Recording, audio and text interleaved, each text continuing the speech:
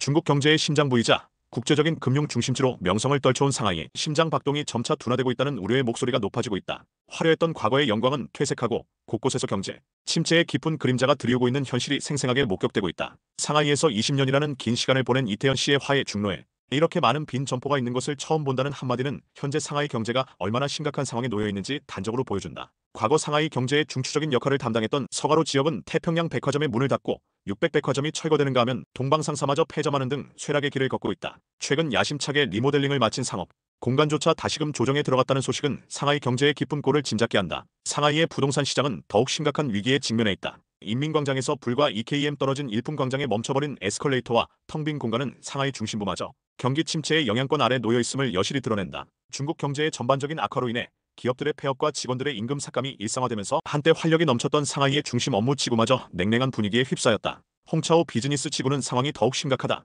대부분의 건물이 텅 빈 채로 임차인을 기다리고 있으며 임대료를 대폭 낮췄음에도 불구하고 새로운 세입자를 찾는데 어려움을 겪고 있다. 이러한 상황은 오피스텔의 매각은 물론 임대마저 쉽지 않게 만들고 있으며 부동산 시장 전반에 걸쳐 깊은 불안감을 드리우고 있다. 상하이 쇼핑몰의 공실률은 이미 40%에 육박하며 이러한 수치는 멈추지 않고 계속 상승하는 추세를 보이고 있다. 이는 젊은 세대들의 소비 성향 변화, 즉 저축을 늘리고 온라인 소비를 선호하는 경향이 뚜렷해진 데다 오프라인 매장의 높은 임대료 부담이 복합적으로 작용한 결과로 분석된다. 과거 상하이 경제 성장의 견인차 역할을 했던 소비 시장마저 위축되면서 상하이 경제 전반에 걸쳐 활력을 잃어가고 있는 것이다. 엎친 데 덮친 격으로 미중 무역 갈등의 심화는 상하이 경제의 불안감을 더욱 증폭시키고 있다. 트럼프 대통령의 중국산 상품에 대한 추가적인 관세 인상 발표는 미중 간의 경제적 디커플링, 즉 상호 의존도를 낮추려는 움직임을 더욱 가속화할 것으로 예상된다. 이는 대외 무역 의존도가 높은 중국 경제, 특히 금융 허브인 상하이에 심각한 타격을 줄 수밖에 없다. 현재 중국 경제는 투자, 소비, 수출이라는 세 가지 핵심 성장 동력 모두에 빨간불이 켜진 상황이다. 투자는 정체되고 소비 심리는 위축되었으며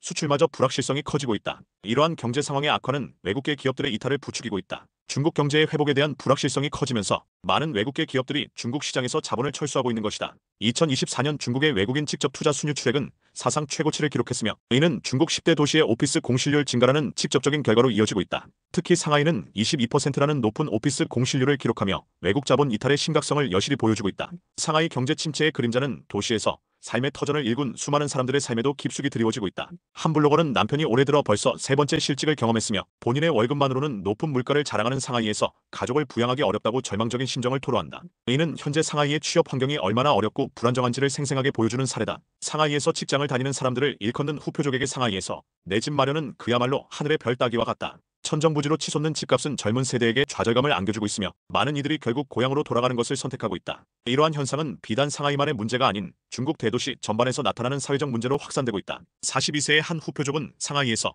12년간의 고된 직장 생활 끝에 해고 통보를 받고 이 도시에서 자신이 남긴 것이 무엇인지 자문하며 깊은 슬픔에 잠겼다. 고향으로 돌아가고 싶지만 이미 그곳마저 낯설어져 버린 현실은 그의 절망감을 더욱 깊게 만들었다. 한때 상하이의 대표적인 명소였던 전통거리 성황묘 역시 예외 없이 침체의 늪에 빠져 있다. 활기 넘치던 과거와 달리 현재 성황묘 거리에는 텅 빈 상점들이 질비하고 문을 연 가게조차 손님을 찾아보기 어렵다. 과거에는 상상하기 어려웠던 풍경이다. 심지어 최고급 상권으로 명성을 날렸던 지역마저 현재 심각한 어려움을 겪고 있다는 사실은 상하이 경제 침체의 심각성을 더욱 실감하게 한다. 왕가시가 공개한 상하이 구도심 지역의 한 대형 쇼핑몰은 수년째 영업을 중단한 채 흉물스럽게 방치되어 있다. 이는 급격하게 성장한 전자상거래 시장과 장기화된 경제, 불황 속에서 오프라인 매장이 얼마나 심각한 위기에 직면해 있는지를 여실히 보여준다. 상하이의 대표적인 쇼핑 명소 중 하나인 신천지 쇼핑몰의 높은 공실률은 예상보다 훨씬 심각한 수준이다. 상하이의 중심지에 위치한 이점을 전혀 누리지 못하고 어려움을 겪고 있다는 사실은 충격적이다. 전문가들은 신천지 쇼핑몰이 고급화를 추구했지만 명확한 콘셉트 없이 어정쩡한 자세를 유지해온 것이